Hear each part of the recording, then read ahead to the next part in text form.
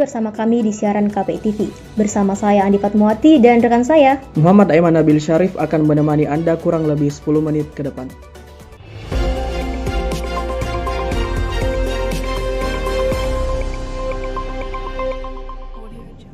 Berita pertama berasal dari Veteran Selatan. Pemirsa, asrama polisi perintis yang berada di Veteran Selatan ludes terbakar. Menurut data para warga setempat, kebakaran diakibatkan oleh pendek arus listrik. Untuk mengetahui info selanjutnya, kita telah terhubung dengan reporter kami, Fahmi Hidayat. Saat ini saya tengah berada di kediaman sementara salah seorang korban kebakaran aspal perintis di Jalan Veteran Selatan. Untuk mengetahui informasi lebih lanjut, kita akan mewawancarai salah seorang korban kebakaran tersebut. Mohon maaf Pak, bisa minta waktunya? Ya, bisa. Dengan Bapak siapa? Dengan Pak Lulu. Nah, pertama nih Pak, apa penyebab dari kebakaran aspal perintis ini? Kalau untuk penyebabnya, informasi yang saya dapat yaitu adanya arus pendek atau korsleting listrik. Kebakarannya mulai dari jam berapa ya Pak? Untuk kejadiannya itu mulai sekitar jam 5 sore, kurang lebih 1 jam, hingga kira-kira mungkin jam 6 itu rumah kami sudah rata. Jadi hanya beberapa jam ludes semua? Iya. Nah, selanjutnya nih Pak, ini kan tanah milik kepolisian. Iya. Apakah ada ganti rugi atau tanggung jawab dari pimpinan kepolisian? Sampai saat ini belum ada ganti rugi dari pihak kepolisian, dalam hal ini Polda Sulawesi Selatan, dan melalui kesempatan ini kami memohon agar semoga ada ganti rugi dari Ayahanda Bapak Kapolda Sulawesi Selatan. Baik Pak, terima kasih atas waktunya Pak. Semoga diberikan kesabaran sehingga Bapak dapat lebih baik lagi dari musibah yang ditimpa ini. Amin. Itulah tadi pemirsa sedikit informasi yang kita dapatkan dari salah seorang korban kebakaran aspal perintis. Nah pemirsa, kebetulan dekat rumah korban tadi berdekatan dengan rumah Ibu RT. Masalah data korban nih, untuk lebih jelasnya mari kita langsung tanyakan kepada Ibu RT. Mohon maaf Bu, bisa ganggu waktunya sebentar? Ya, bisa. Dengan Ibu siapa? Ibu Dahniar selaku RT 02 RW 04 Kelurahan Mandala, Kecamatan Mamajang. Nah, masalah kebakaran tadi nih Bu, yang terjadi beberapa minggu yang lalu.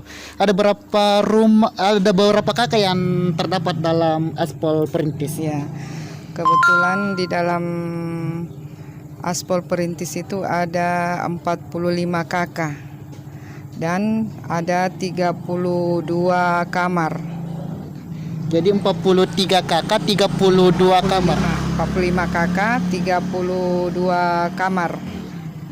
Untuk korbannya sendiri nih Bu, untuk para korban apakah masih memerlukan bantuan logistik hingga saat ini? Alhamdulillah, kalau memang masih ada yang mau memberikan donasi, apa salahnya kita masih menerima. Tapi kalau bisa ya, bahasa halusnya kalau bisa berupa bantuan itu berupa dana, mungkin itu lebih kami butuhkan,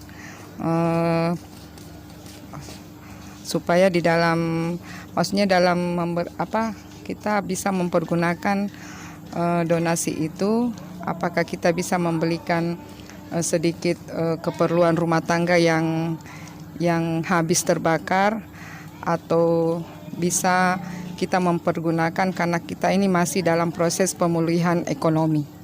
Jadi ceritanya didanakan saja ya Bu? Iya, kalau bisa. Nah, terakhir nih Bu, apa harapan Ibu terhadap pimpinan untuk kedepannya? Ya, bismillahirrahmanirrahim, kita melangkah yang terbaik, kita ambil hikmah di balik ini semua. Semoga Bapak pimpinan memberikan, terketuk hatinya memberikan kepada kami seperti kompensasi sedikit kepada kami yang kena musibah kebakaran di aspal perintis. Baik Ibu, terima kasih atas waktunya Ibu. Sama-sama.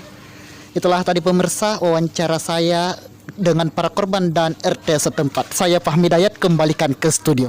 Lego Center Point of Indonesia, salah satu ikon baru Kota Makassar, telah resmi dibuka dan bisa digunakan untuk beribadah.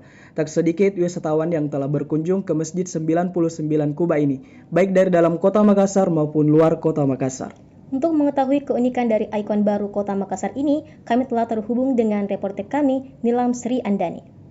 Baik pemirsa, saat ini saya telah berada tepat di depan Masjid 99 Kubah.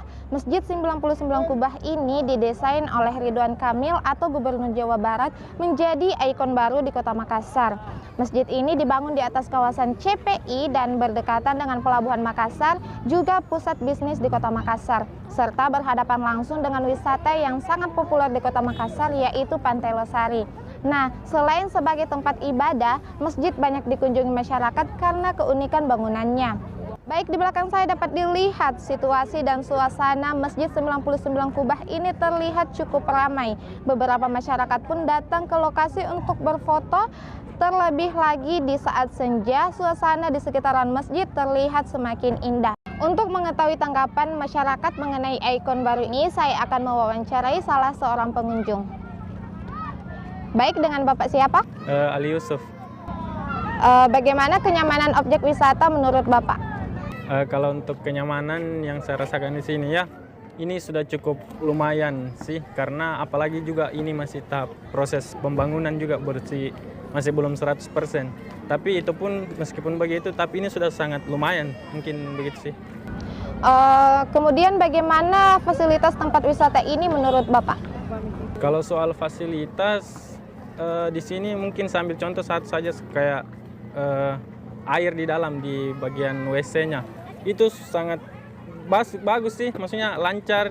Kan biasa juga ada masjid yang besar tapi bermasalah dengan masalah air, tapi ini sudah bagus sih kalau masalah airnya begitu. Apa pesan dan kesan Bapak mengenai tempat wisata ini? Kalau pesan dan kesan, mungkin kesan dulu. Yang pertama mungkin di sini, apalagi mungkin orang yang masih baru pertama kali datang di sini mungkin sangat terkesan karena kita lihat ini ikon yang sangat unik ya yang ada di Makassar. Bagaimana seperti juga di depannya ada Pantai Losari, jadi sangat indah begitu. Jadi sangat terkesan kalau kita datang di sini. Kemudian kalau pesan saya mungkin proses pembangunannya mungkin bisa lebih dipercepat. Mungkin itu saja. Begitu kira-kira. Baik Pak, terima kasih. Tadi orang dari saya Nilam Sri Andani, kembali ke studio. Pemirsa, informasi tadi sekaligus menutup perjumpaan kita hari ini. Saya Muhammad Aiman Nabil Syarif dan rekan saya Andi Fatmawati pamit undur diri.